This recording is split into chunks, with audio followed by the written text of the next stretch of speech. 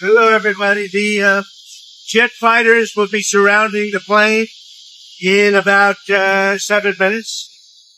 So I heard they threw you out of the press conference. They tried, but Caroline stopped them. Caroline said you're lucky.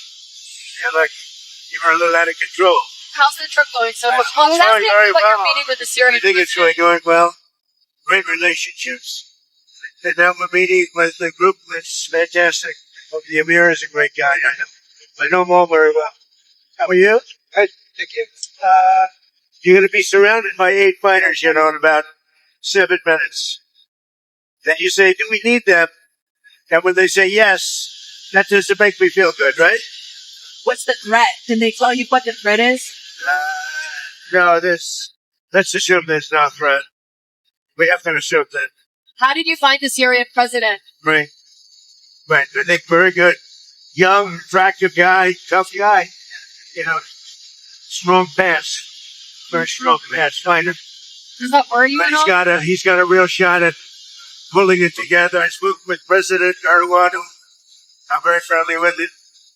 He feels he's got a shot at running a good job. It's a torn up country. Do you think Syria will join the Abraham Accord? Yeah, but I think they have to get themselves straightened out. I told him, I hope you're going to join with it straightened out. He said yes. But they have a lot of party. What about Lebanon? Do you think there's a path for Lebanon to normalize relations? Well, a friend of mine is the new ambassador to Lebanon. And I didn't even know, I never knew his relationship, but he was born in Lebanon. And he said, I'd like to be the ambassador. He's very successful guy. And I said, that's very dangerous. He said, I don't care. I love my country and it's worth it to do. Sort of a beautiful story. You might want to go and interview him sometime, Michelle. He's a great guy, but he's proved almost a pro.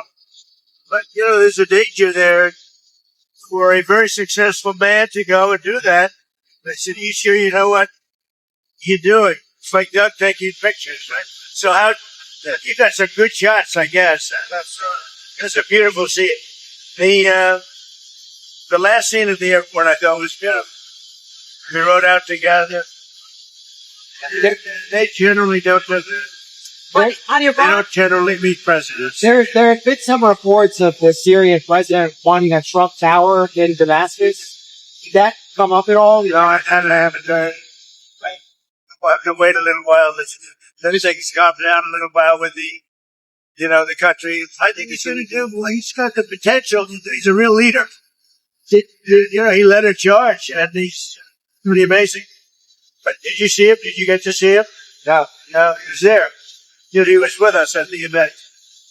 Did the PGA Tour or LIV Golf come up at all in your conversations with the Brown Prince? No. You mean the LIV? Yeah. No, it didn't.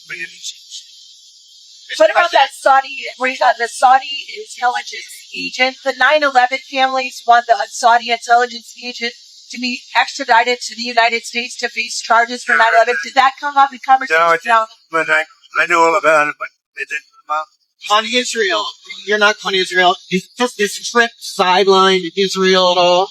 No. This is good for Israel. Having a relationship like I have with these countries, the Middle Eastern countries, essentially all of them. Well, I think it's very good for us. Can I ask you again on Israel? The hostage deal. Did any of your people speak with Israel about the release of the American hostage? I'm sorry, on the sanctions lifted of Syria. Let me ask you first. What credit does Israel deserve, Benny, for that release of the hostage? Well, they've been fighting a long time. They're worried. And I think they deserve a lot of credit. I think my people deserve a lot of credit, maybe. The most credit. But he wouldn't be there. If it weren't for us, he would be living right now. Probably none of the hostages would be living right now. But we probably have 20 that are living. And we'll be getting out step by step. We've gotten a lot of them out. Last time, a couple of weeks ago, 10 people walked into my office, the Oval Office, and they said, had a 59 on their shirt in front. And I said, what does that represent, the number of hostages? I said, oh, that's a lot. They said, well, 24 are living. And now it's 20. The number is 20 are living. 4 have died. The young people don't die. You know, young people are killed. They don't die. Okay. So the 24 living of the 24 living is now down to 20. And we got done out. His family was so thankful. We did a good job with that. Well, continue to do it. What happens on Thursday if President Putin doesn't show up in Turkey for the talks with Ukraine? What will you do? Well, I don't know if he's showing up. I know he would like me to be there. And there's a possibility we could end the war. I'd be thinking about it tomorrow. We're all booked out. We understand that.